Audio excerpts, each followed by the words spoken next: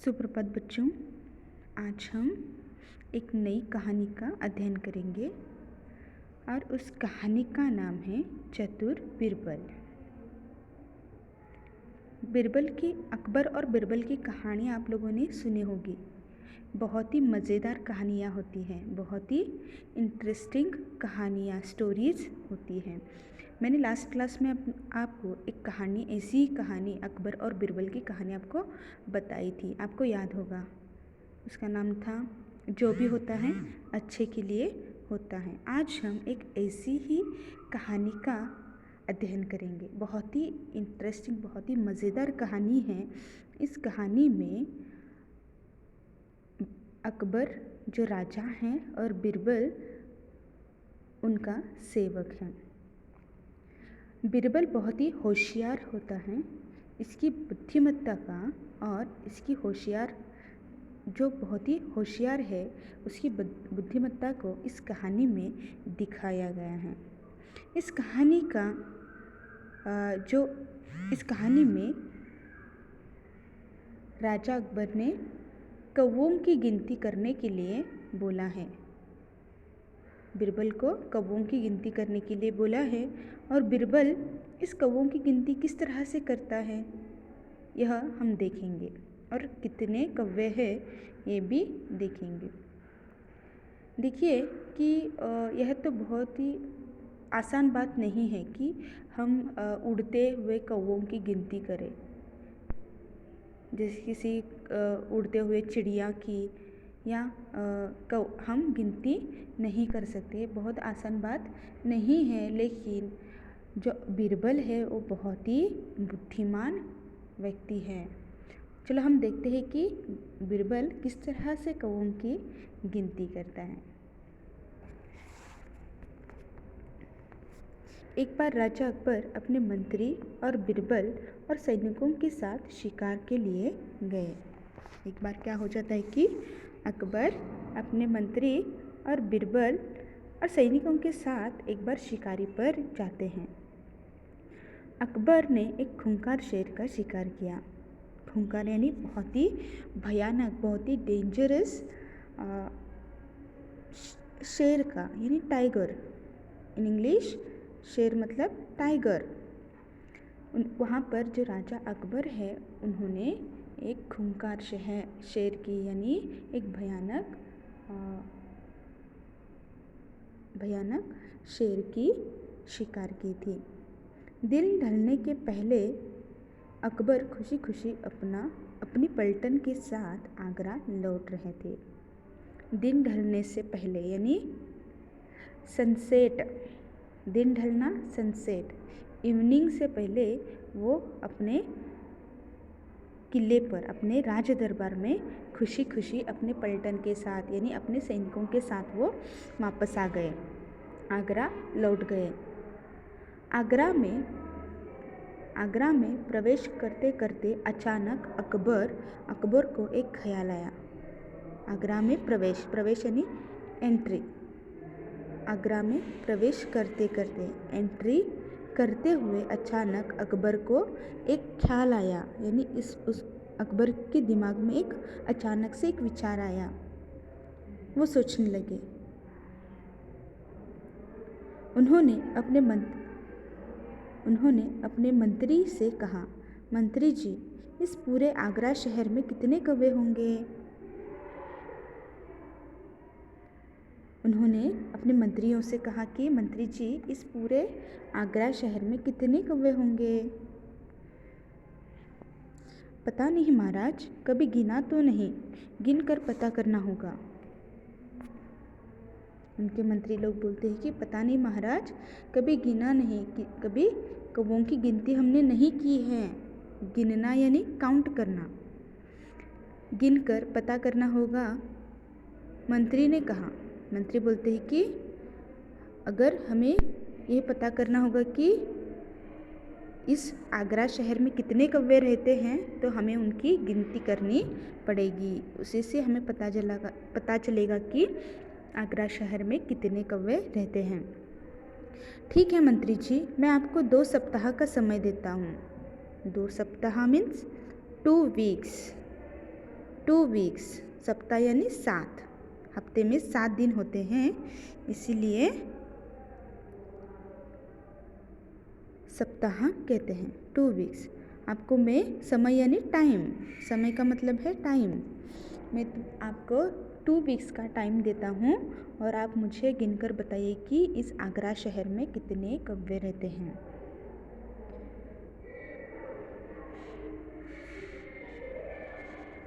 अकबर ने आदेश दिया, क्षमा करिए महाराज, क्षमा करिए महाराज, आपसे एक निवेदन करता हूँ।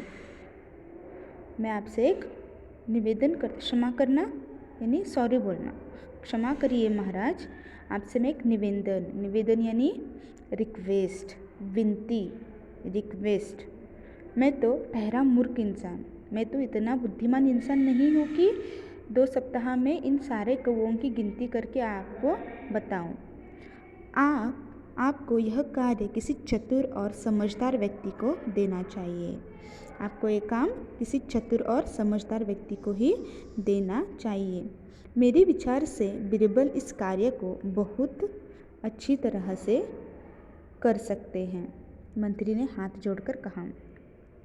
मंत्री जी कहते कि मैं तो इतना बुद्धिमान इंसान नहीं हूँ, मैं तो मूर्ख इंसान हूँ, मुझे ये काम नहीं होगा। आपको ये काम किसी चतुर और बुद्धिमान व्यक्ति को ही देना चाहिए और हमारे दरबार में एक ही इंसान जो बुद्धिमान है, उनका नाम है बीरबल। वही ये काम अच्छी तरह से कर सकते हैं और आपको सही जवाब मिल सकता है। तुमने एकदम सही कहा बीरबल, 2 सप्ताह का समय लो और गिनकर बताओ कि आगरा में कितने कौवे हैं।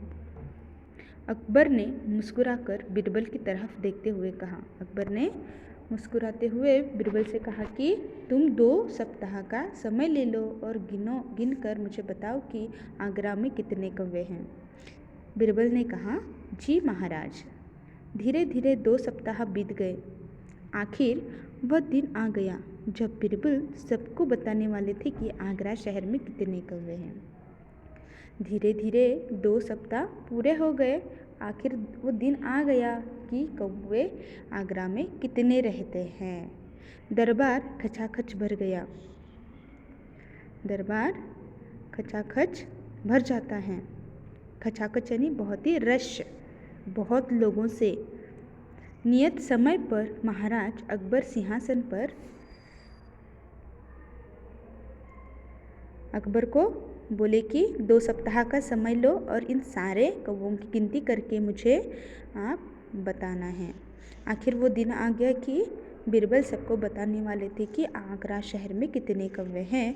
तभी सारा दरबार खचाखच लोगों से भरा हुआ था। नियत समय पर महाराज अकबर सिंहासन पर विराजे। बीरबल को बुलाया गया। बीरबल को बुलाया गया। तुमने कार्य संपन्न किया कि नहीं? बीरबल बोला, जी महाराज, कार्य पूरा हो चुका है। बीरबल ने जवाब दिया, तो बताओ कि पूरे शहर में कितने कौवे हैं? अकबर ने पूछा। 886 कौवे हैं महाराज। अकबर ने बीरबल से कहा कि तो बताओ इस आगरा शहर में कितने कौवे रहते हैं। 886 यानी 886, 886 कौवे इस आगरा शहर में रहते हैं। बीरबल ने तफाक से उत्तर दिया। अकबर मुस्कुरा पड़े। बीरबल, यदि 886 कौवों से कम हुए तो? अकबर ने कहा, यदि कम हुए तो समझ लीजिएगा कि आगरा के उतने कौवे अपने रिश्तेदारों से मिलने दूसरे शहर गए हैं। देखिए यहाँ पर बीरबल की चतुराई, बीरबल की बुद्धिमत्ता यहाँ पर दिखाई देती है। और बीरबल किस तरह से उत्तर देता है महाराज को। अगर 886 यानी 886 से अगर कौवे कम हो जाते हैं तो हमें क्या समझ लेना चाहिए। वो महाराज से बोलते हैं कि आप ये समझ लीजिए कि आगरा के उतने कौवे अपने रिश्तेदारों से मिलने के लिए बाहर गए हैं, शहर से बाहर गए हैं। बीरबल ने उत्तर दिया, अच्छा, यदि कौवों की संख्या ज़्यादा हो गई तो? कम हो गए तो आपने मुझे जवाब दिया कि इतने कौवे शहर से बाहर अपने रिश्तेदारों से मिलने के लिए गए हैं। अगर 886 से कौवे ज़्यादा हो गए तो हम क्या समझे? अकबर ने फिर से प्रश्न किया। महाराज, तब यह समझ लीजिएगा कि दूसरे शहर से कौवे अपने रिश्तेदारों से मिलने आगरा आए हैं। अगर उससे ज़्यादा आपको कौवे मिलेंगे तो आप ये समझ लेना कि दूसरे शहर से कौवे आगरा पर अपने रिश्तेदारों से मिलने के लिए आए हैं। बीरबल ने बड़ी तत्परता से उत्तर दिया। अकबर हंसने लगे। वाह वाह बीरबल, सच में तुम बहुत ही चतुर हो। अकबर बहुत ही खुश हो गए, उनके उत्तर से बहुत ही प्रसन्न हो गए और हंसने लगे। वाह बीरबल, सच में तुम बहुत ही चतुर हो, बहुत ही होशियार हो, बहुत ही बुद्धिमान हो, कहते हुए बीरबल की तारीफ की। अकबर ने कहा, और 100 स्वर्ण मुद्राएं, 100 यानी 100, 100 यानी 100 स्वर्ण मुद्राएं, गोल्ड कॉइन्स, स्वर्ण मुद्राएं गोल्ड कॉइन्स, उन्हें 100 स्वर्ण मुद्राएं यानी 100 गोल्ड कॉइन्स उपहार, उपहार का मतलब है गिफ्ट दिया, उपहार गिफ्ट के रूप में बीरबल को दी। यहाँ पर हमें यह उद्देश्य मिलता है, इस कहानी से हमें ये सीखने के लिए मिलता है कि इस कहानी से हमें बीरबल की बुद्धिमत्ता और कितना होशियार है यह समझ में आता है। इस कहानी से हमें एक सीख मिलती है कि हमें हमेशा प्रयत्न करते रहना चाहिए, बल्कि डर के किसी भी प्रश्न से पीछे नहीं हटना चाहिए। धन्यवाद।